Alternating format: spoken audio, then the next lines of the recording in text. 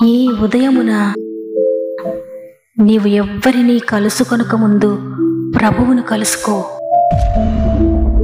నీవు ఎవ్వరినీ చూడకముందు ప్రభువును చూడు. నీవు ఎవ్వరితో మాట్లాడకముందు ప్రభువుతో మాట్లాడు. నీవు దేనిని వెదకకముందు ఆయన రాజ్యమును, నీతిని వెదకు.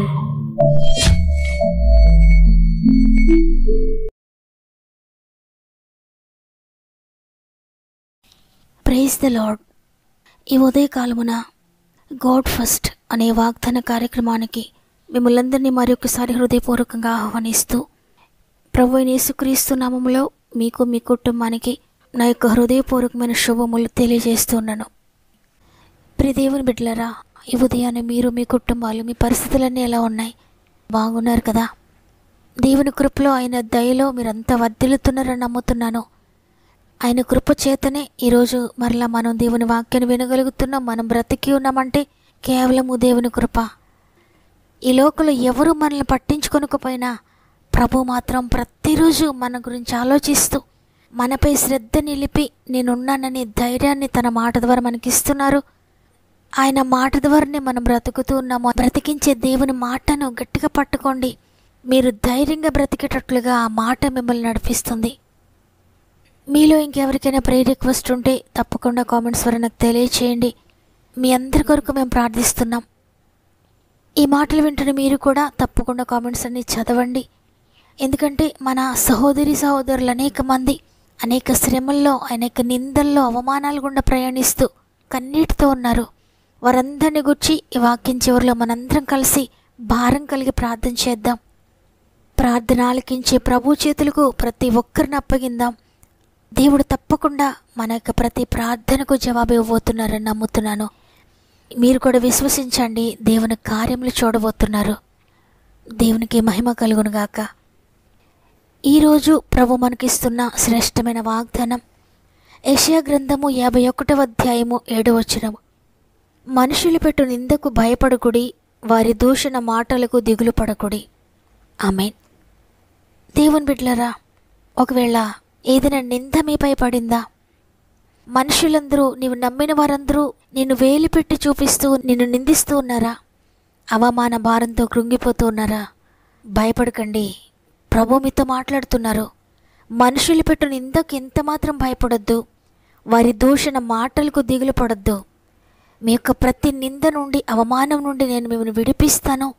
నిందకు ప్రతిగా రెట్టింపు ఘనతను మీకు ఇస్తానని ప్రభు వాగ్దానం చేస్తున్నారు. ఒకవేళ ఎవరైనా మాటలతో మిమ్మల్ని నిందిస్తూ ఉంటే, నోటి మాటల చేత కలుగు నొప్పి నీకు తగలకుండా ఆయన నిన్ను చాటు చేస్తాడు. ఆయన తన రెక్కల చాటున నిన్ను భద్రపరుస్తాడు. నీ జీవితంలో తెలిసి తెలియక చేసిన ఒక తప్పుకు, నీవు చెయ్యని నేరానికి నిందను అనుభవిస్తూ ఉంటే భయపడొద్దు. ప్రభువుని నమ్ముకున్నావని, ప్రార్థిస్తున్నావని, వాక్యం చదువుతున్నావని, దేవుని సన్నిధికి వెళ్తూ ఉన్నావని నీవు నిందించబడుతూ ఉంటే దిగులు పడద్దు, భయపడద్దు, సంతోషించి గంతులు వేయండి.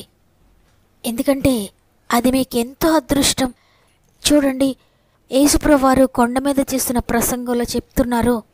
మత్తయి సువార్త 5వ అధ్యాయము 10-11 వచనాల్లో, నీతి నిమిత్తము హింసింపబడువారు ధన్యులు, పరలోక రాజ్యము వారిది.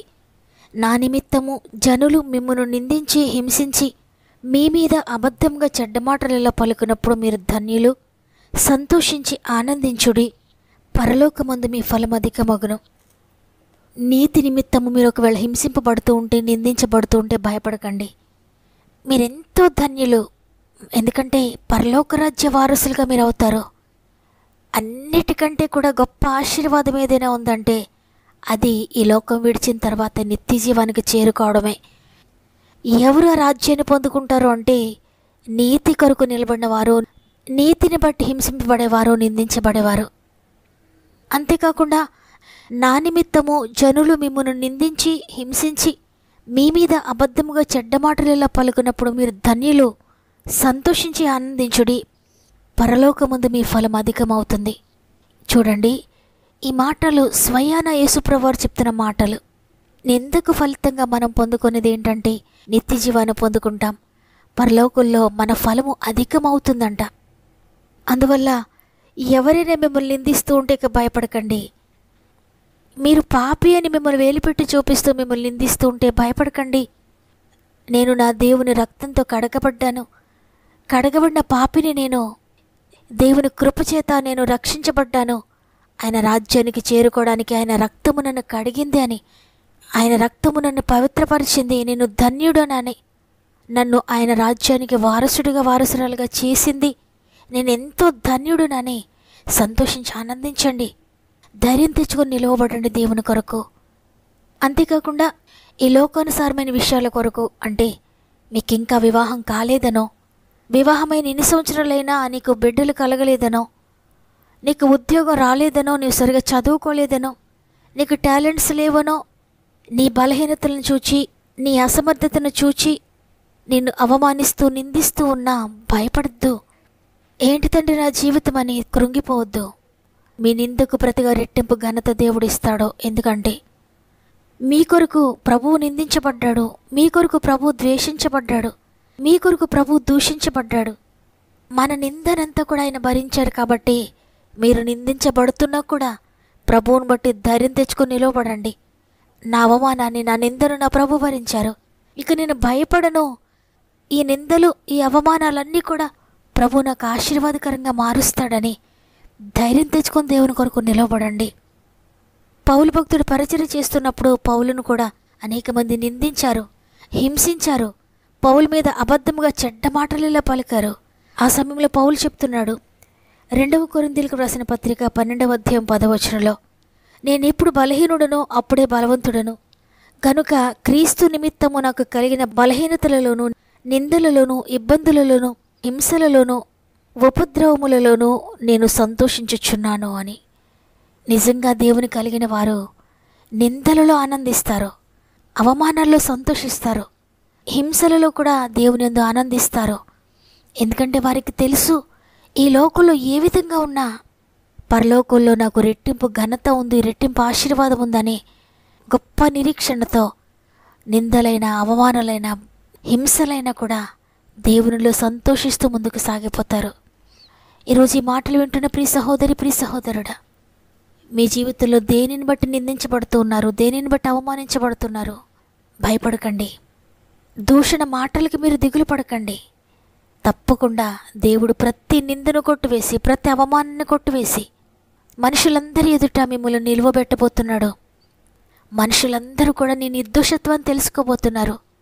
అందువల్ల దేవునిపై ఆధారపడి, అయ్యా నా నిందను మీరు భరించారు కాబట్టి నేను విడుదల పొందుకుంటున్నాను, నా అవమానాన్ని మీరు భరించారు కాబట్టి నా అవమానం కొట్టివేయబడింది అని హృదయపూర్వకంగా అందరం కలిసి మోకరించి ఒక్క నిమిషం ప్రార్థన చేద్దాం.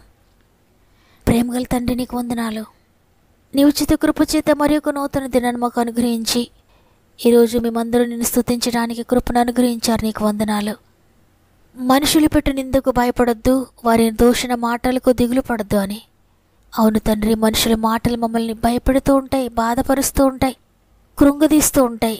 కానీ వాటికి ఎంత మాత్రం మేము భయపడడం లేదు. ఎందుకంటే యేసు మా పక్షంగా మా నిందను భరించారు, మా అవమానాలు భరించారు, మాకు రెట్టింపుగా ఘనతనివ్వబోతున్నారు తండ్రి. అందువల్ల మేము ఇక భయపడమయ్యా తండ్రి. ఈరోజు ఎంతమంది వారి నిందల్లో, వారి అవమానాల్లో నీ కొరకు నమ్మకంగా నిలబడుతున్నారో ప్రతి ఒక్కరిని కూడా మీరు నిలువబెట్టండి. ప్రత్యేకంగా ఈరోజు అనేక మంది బిడ్డలు వారి ప్రార్థన విన్నపములు మాకు తెలియజేస్తున్నారు.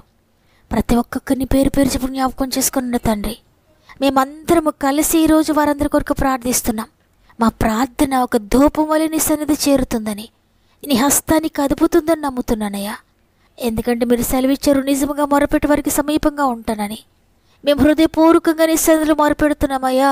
ఎంతమంది శోధనల బాధల్లో ఉన్నారో ప్రతి ఒక్కరి మీద యేసు పరిశుద్ధ రక్తాన్ని ప్రోక్షిస్తున్నాను. ప్రతి ఒక్కరి జీవితంలో నిందకు ప్రతిగా, అవమానాలకు ప్రతిగా రెట్టింపు ఘనతను మీరు దయచేయండి. ఎంతగా అవమానించబడ్డారో అంతగా మీరు ఘనపరచండి.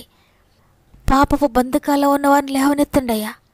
అనారోగ్య బంధకాల్లో ఉన్నవారిని లేవనెత్తండి తండ్రి. ఆర్థికపరమైన కట్లతో ఉన్న వారిని విడిపించండి. అప్పు బాధలో ఉన్న వారిని లేవనెత్తండి తండ్రి. గర్భఫలం లేదని నిందపరుస్తున్న వారందరినీ లేవనెత్తండి. ఉద్యోగం లేదని నిందపరుస్తున్న వారందరినీ కూడా విడిపించండి. ఇంకా వివాహం కాలేదు, ఇక వివాహం కాదు అని ఎంతమంది నిందించబడుతున్నారో అద్భుతం చేయండి. వ్యాపారంలో నిందను అనుభవిస్తున్నారేమో, విడుదల దయచేయండి. కోర్టు కేసులను బట్టి ఇంకా నిందించబడుతూ దుఃఖంలో ఉన్నారేమో, విడిపించండి అయ్యా. సొంత గృహాలు లేని బిడ్డలందరికీ సొంత గృహాలు దయచేయండి. గృహాలు కట్టుకుంటున్న వారికి మీరు తోడుగా ఉండి నడిపించండి. ఈరోజు ఎవరైనా ఎగ్జామ్స్ రాస్తూ ఉంటే పరిశుద్ధాత్ముడ మీ స్వాధీనం చేసుకోండి. ఆశ్చర్యకరంగా ముందుకు నడిపించండి.